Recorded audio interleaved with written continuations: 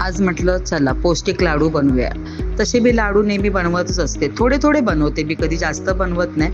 मुगाचे म्हणा, बेसनचे असे बनवते. आज आपले म्हटलं चला पौष्टिक लाडू म्हणून ड्रायफ्रूटचे लाडू करूया. त्यासाठी मी खजूर घेतलाय, काजू, बदाम, पिस्ता, चारोळी, खसखस, तीळ, सुकं खोबरं, भोपळ्याच्या बिया, या सगळं घेऊन त्याला ना चांगलं मंद आचेवर थोडं थोडं करून आपलं तुपात मी भाजून घेतलं आणि त्याला थंड होऊ दिलं. थंड झाल्यानंतर की नाही हिची पावडर करून घेतली.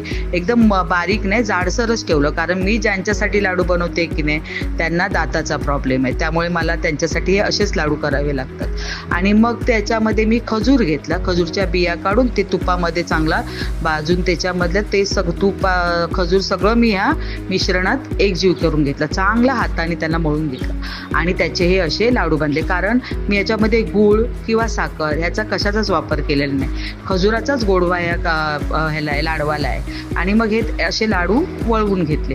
अगदी खूप छान त्याचे लाडू तयार होतात आणि चवीला तर भारी लागतात.